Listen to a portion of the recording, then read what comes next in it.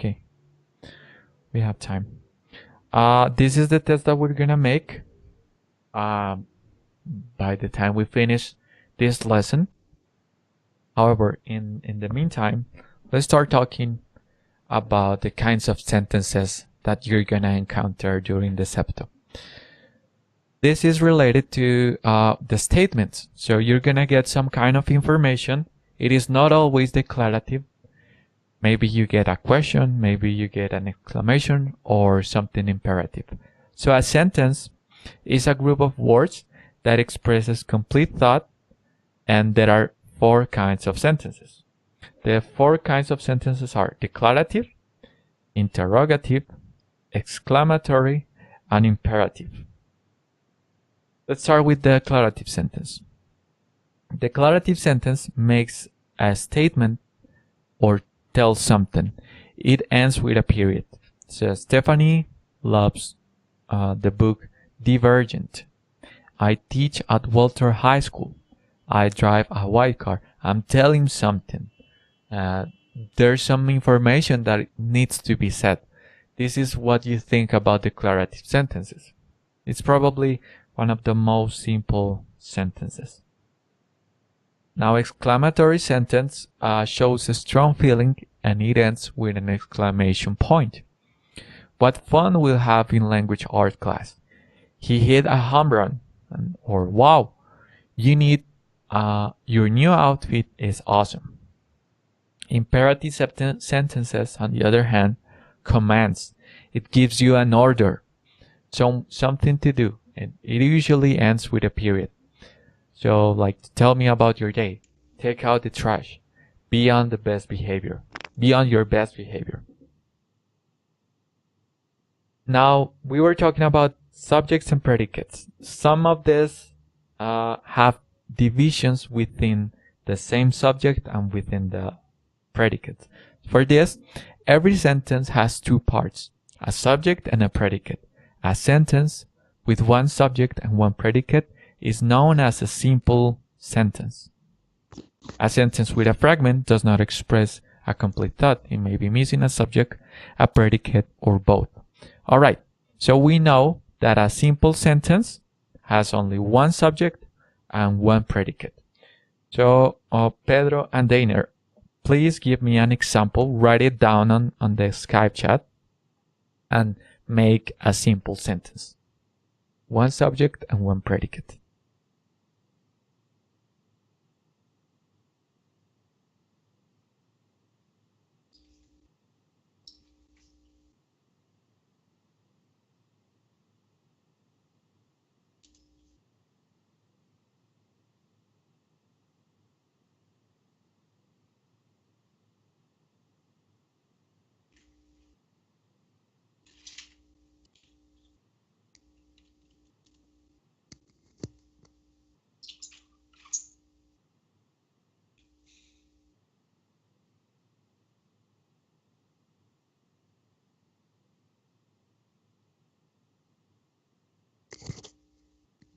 Alright, now we have the 2 examples.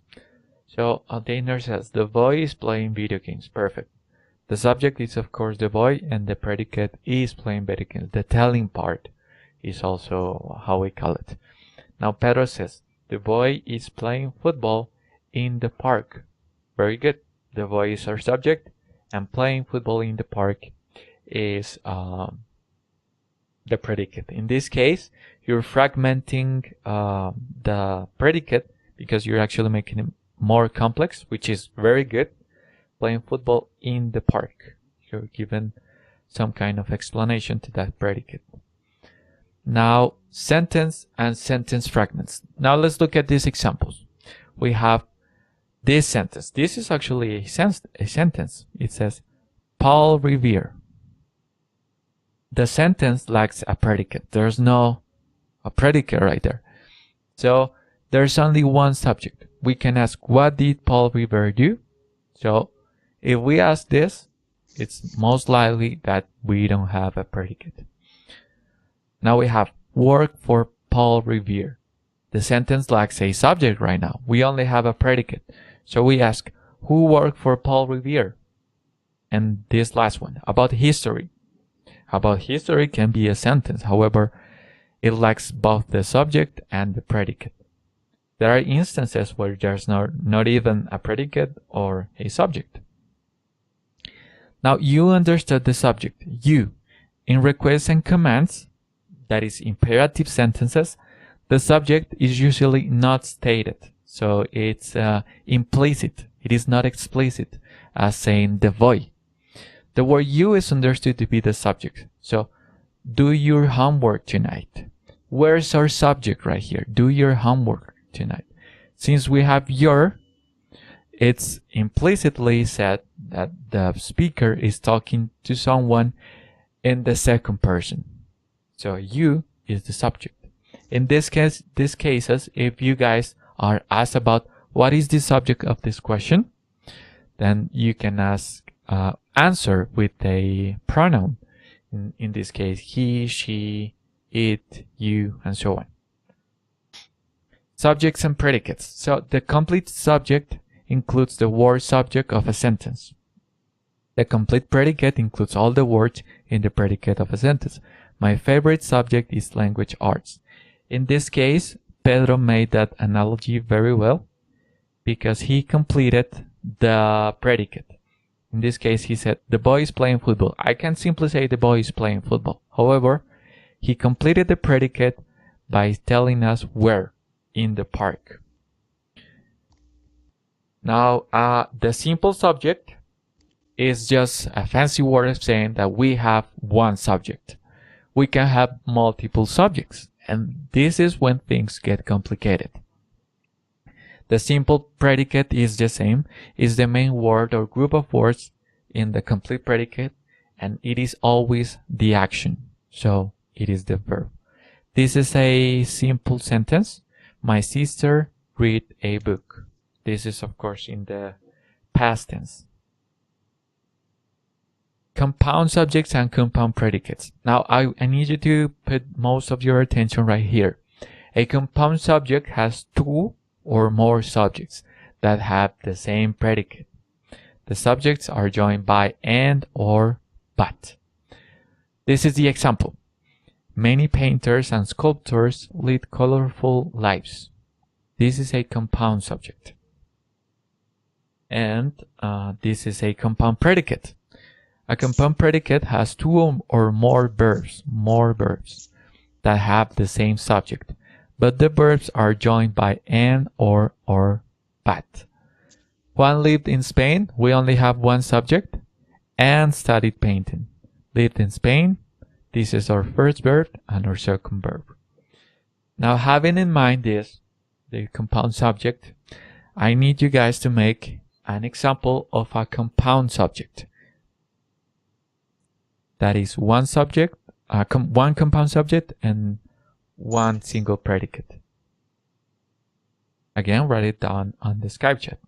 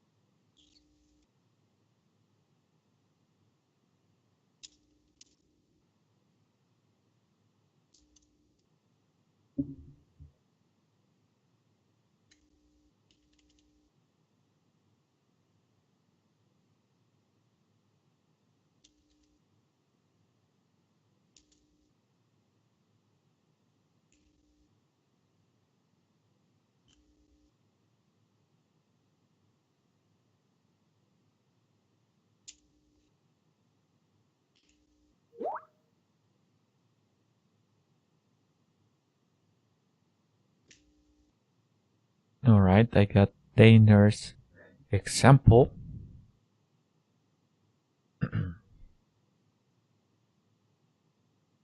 And Pedro's. Very good. Let's start with Diners. So, I lose the papers and the scissors from the stationery. I lose the papers and the scissors. Now let's look at Pedro. The soldier and marines have been in this country for a long time, but their idea is to go home soon. This is good. This is very clear. You're using two subjects, the soldier and the marines, that share one verb. So the soldiers and the marine have been in this country. Very good. This is a good example of a compound subject. Now, I lose the papers. In this case, the inner I is the subject. Lose the paper. Lose is the verb. Thereby, the verb, this paper and the scissor is complementing the action what happened right here.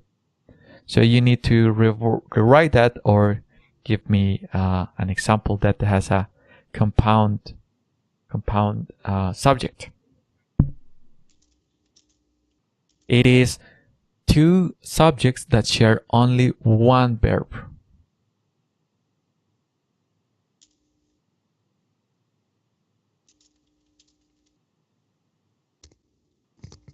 Maybe of that way. Okay, the papers and the scissors from the stationery are lost. Very good. And also very quick. You got it. So in this case, the papers and the scissors are our subjects. What do they have in common? Only one single verb. They were lost. From the stationery, you complemented that given allocation. Now, a simple, compound, and complex sentences. A run-on sentences is two or more sentences incorrectly written as one sentence. Notice the way run-on sentences may be corrected. So not is the subject, boarded the ship, the crowd waved. Of course, here we have two sentences that are made incorrectly as if it was one sentence. The correct way to say this will be not boarded the ship, the crowd waved.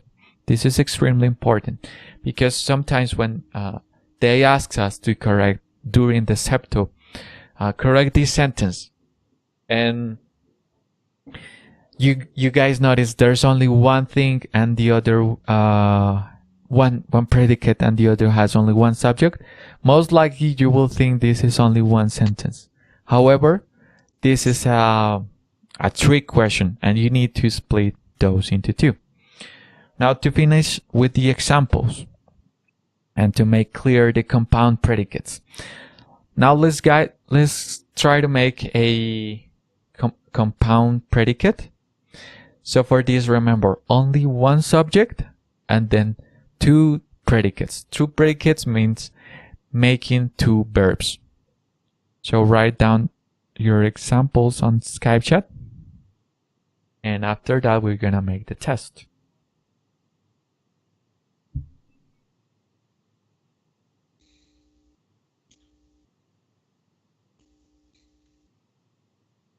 With two verbs. Yes, one subject and two verbs. But they have to be in common on regarding of the subject.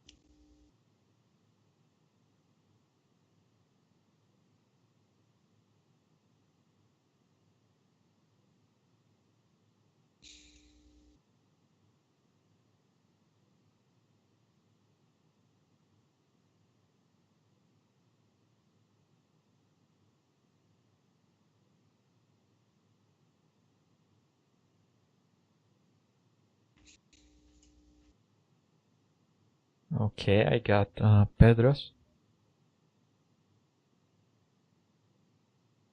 Oh no, I'm sorry. This is Daner. Felipe, go to Volco. Okay. After Pedro finishes, I'm gonna read yours.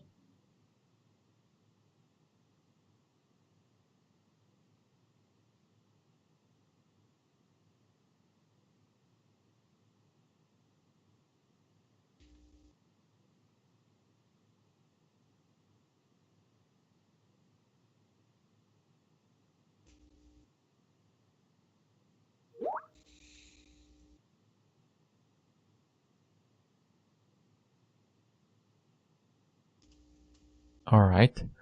Now let's start with Daners. So Felipe go do walk in the park and then he starts his lessons of run.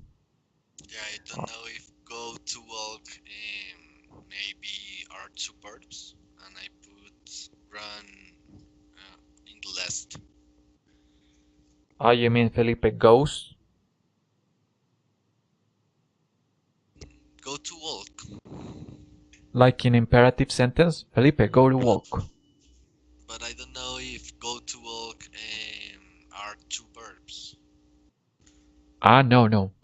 Go to walk, you only have one verb right here. So go to Okay. walk is one verb, the goal, and walk is the predicate. So Felipe go to walk in the park and then he starts his lesson of the run. You got it correctly. You got two verbs, go and start. These are the two predicates. And notice that they are joined by then, which is a conjunction. This is correct. Let me write it down. Now, Pedro. People are hungry because they need help from the government.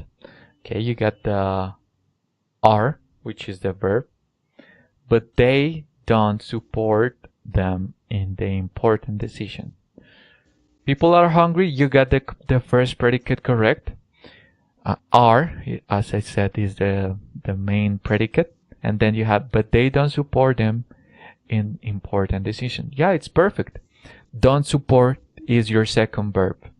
Uh, it's important to note here because I didn't talk about this. When you have a negative construction, such as not, don't, and after that you have a verb, you must consider that as only one predicate. So don't support is a negative predicate in the important decisions. This is perfect. Okay, you guys are ready for the test. I already have it open.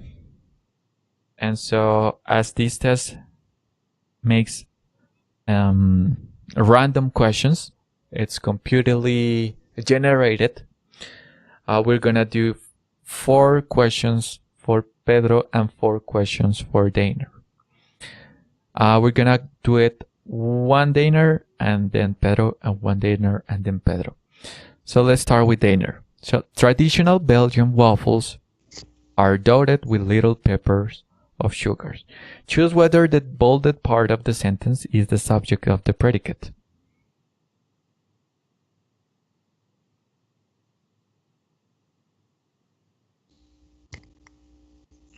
Okay, the subject are the waffles, and the predicate is are dotted with little bits of sugar. Okay, so the bolded part. The bolded part is the one that looks a little bit darker. Do you think that's the predicate or the subject? The predicate. Predicate. Okay. Let's see. Correct. Very well. Next question. Now, Pedro. Again, the bolded identify the subject of the following sentence. I'm sorry. I correct that. The major said the blueberry muffins are the best kind of muffin. So identify the subject. Is it the mayor, the blueberry muffins, or said blueberry muffins? That's for me, teacher, right? Yeah, Pedro.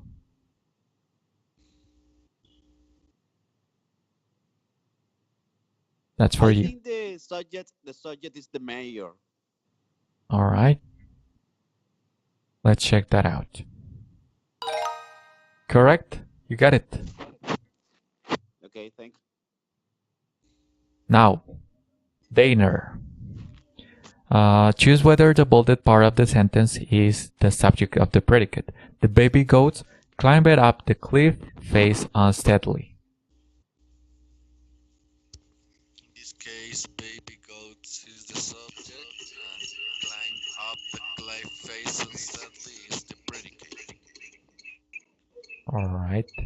So I assume the predicate is the bolded part, which is what you said.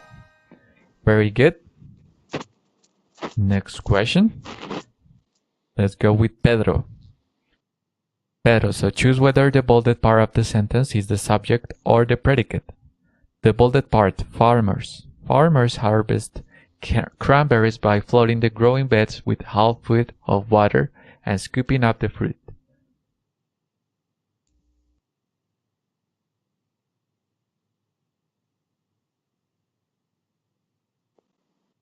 Sorry, teacher. I have to choose the subject again. The subject. Huh?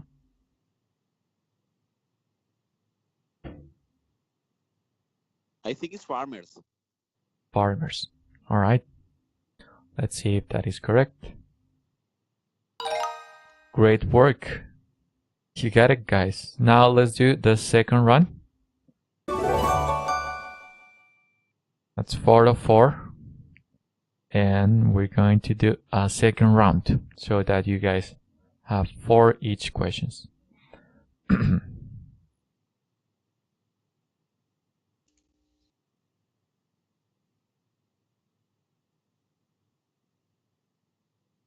Okay, it's loading. Give me just 1 second.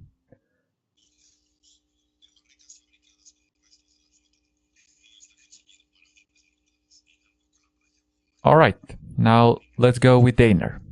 Identify the subject of the following sentence. Simone found a gold coin in her backyard. Sorry.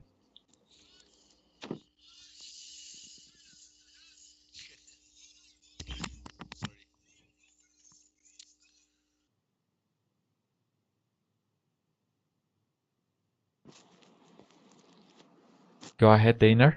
I'm sorry, that's for me? No, for Daner. Okay, thanks. Mm-hmm. So I have some problems with the microphone. That's why I don't listen you well. All right.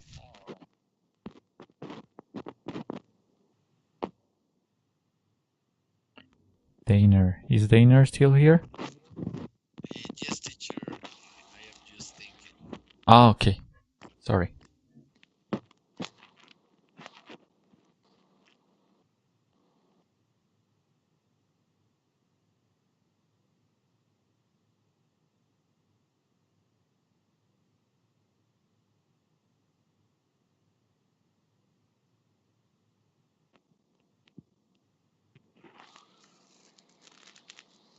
The answer is the A. Simone. Okay. Why is that?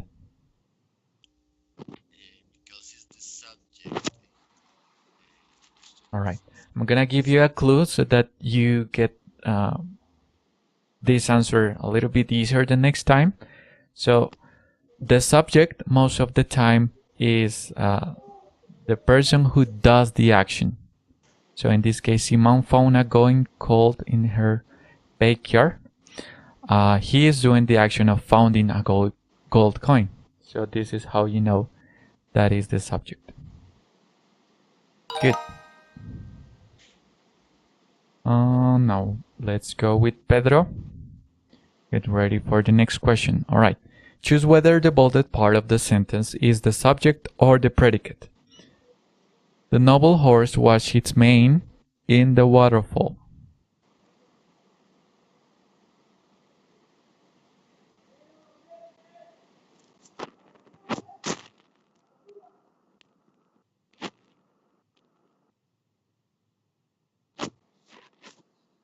Pedro, this question is for you. Yeah, I know. I'm thinking about it. Ah, okay.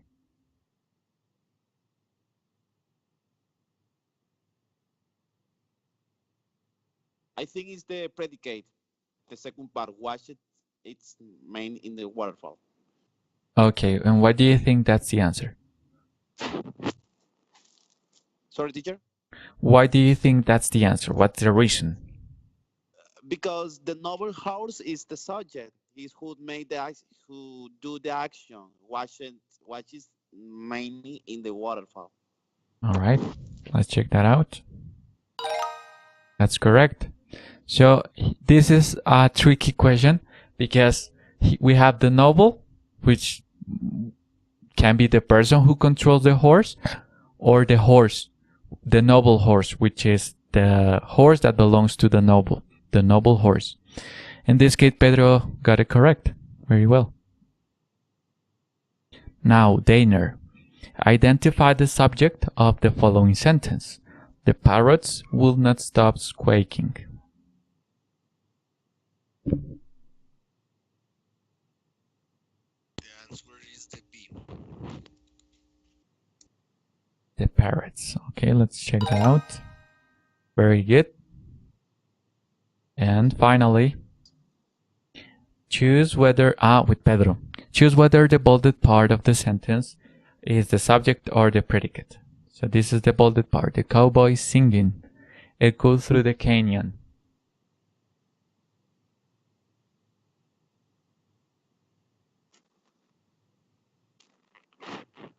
Okay, so give me a second, teacher. Of course, yeah.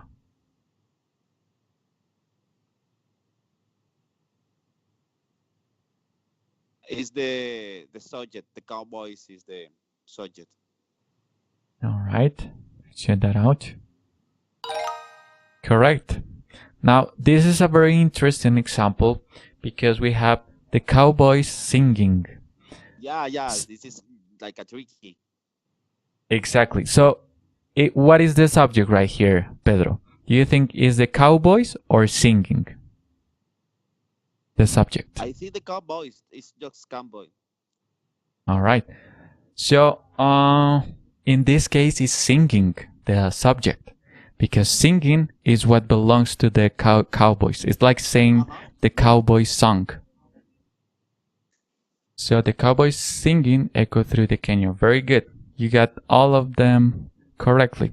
So how can you apply this to the CEPTO exam? You're going to have very similar questions to this one. That's going to ask you, what is the predicate? What is the subject? And so on. So in regarding to this, you seem very well prepared. I think you can take the CEPTO exam right away. I think the next one is by December. Do you guys know how to apply for the CEPTO? Teacher, in my case, I don't have idea. Just in fact, the day after, the day before yesterday, I sent an email to the teacher Janira because I didn't have received information about when is my CEPTO test. That's perfect that you asked that. So you have to write to the leader of the program, which is Julio Tulande. I'm gonna give you the email. Give me just 1 second because I don't know it by memory. That's my leader too? Yes. Lile and Lile. Do you have his email address? Yes, I have it, but I need to look it on my office. Give me 1 second. I think Julio. The CEPTO has points or something? What's that? The CEPTO has points or something? Yes, it has 30 points and it goes from A0 to C1. And the requisite for you to graduate is to get C1. If you get B2, well, you need to apply for the exam again because that's the new law that we got in 2018. And it requires us to graduate with a C1. But it's not complicated. I did it like 2 months ago. It's very simple. Let me look for this, the email of Julio. The CEPTO is like an exam that you need to pass with a C1, okay? Mm-hmm. What's that? Uy, I'm here. It's B2, so I don't know. Wait, I'm gonna mute Pedro for just one First second. semester, so I don't know. Say that again. This is my first semesters, and I am an English one, so I don't know if presented now or then. You can present it now, but I will suggest you to present it maybe during your ninth semester, because if you do it now, after 2 years, that's gonna be uh, it's not gonna be tolerated, and you have to do it again. It has an experience of 2 years. Every language exam that you know only serves for 2 years. Yes, teacher. In fact, that was my problem because I did my international test 2 years ago, and right now is unuseful test because the deadline for that test is finished. But I have a problem because I am all students. In fact, I finished all my subject, my requirement for graduate, and I'm waiting for the CEPTO test because it's the only required that I need to get graduate. Mm. Okay, so you write to the leader.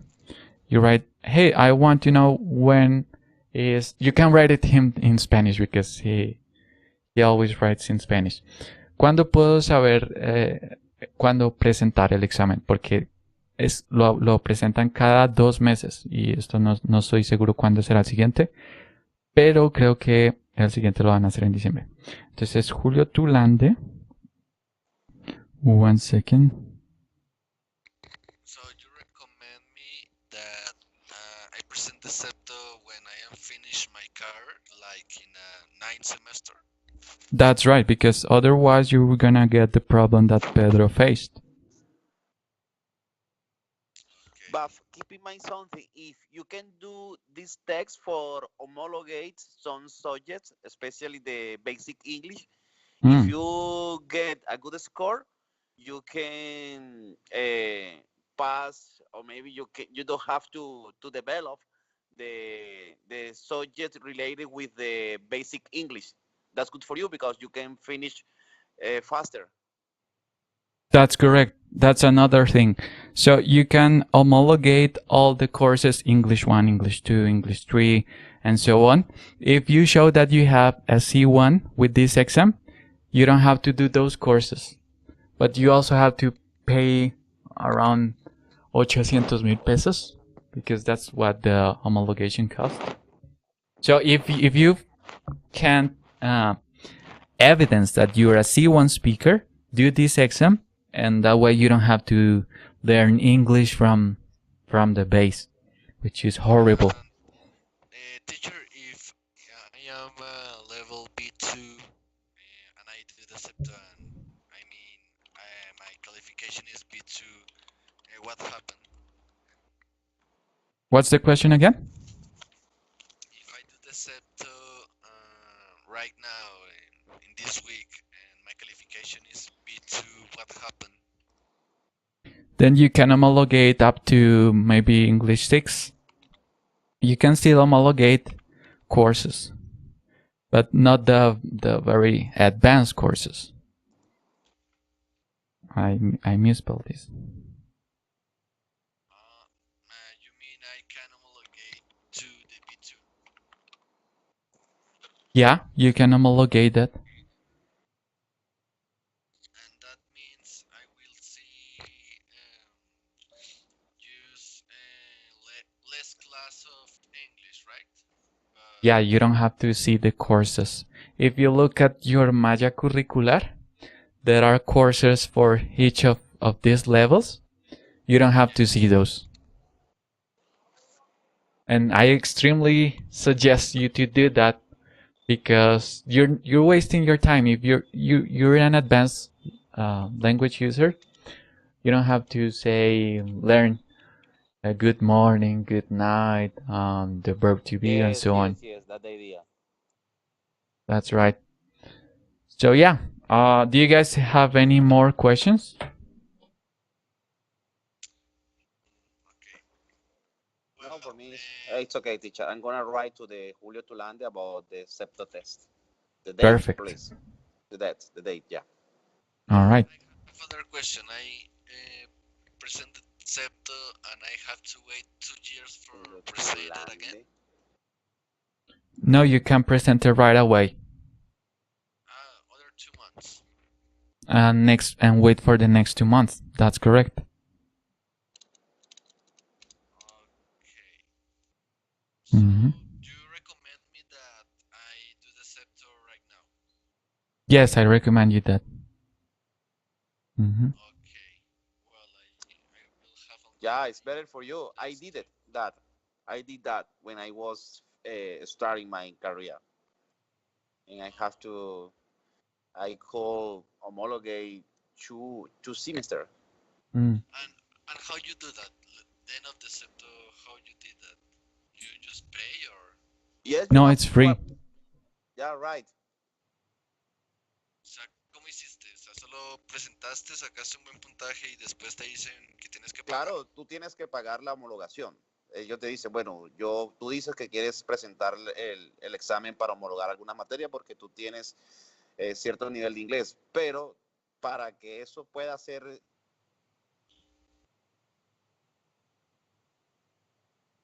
no de los cursos, o sea, que inglés 1, inglés 2, inglés 3, no hayas hecho ninguno de esos cursos. Si tú no has hecho ninguno de esos cursos, puedes aplicar para la homologación. Y con eso, pues, dependiendo del resultado que obtengas, te puedes ahorrar hasta 2 semestres.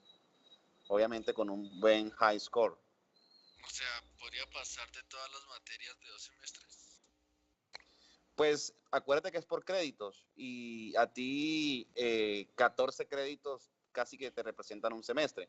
Entonces, dependiendo del resultado que tú obtengas, eh, ellos te van a decir, bueno, usted con ese resultado, usted no tiene necesidad de ver inglés 1, inglés 2 e inglés 3, por decirte ¿Y algo. Entonces, cuando tú sumas esos créditos, te van a dar X cantidad de créditos, los cuales equivalen a X cantidad de semestres.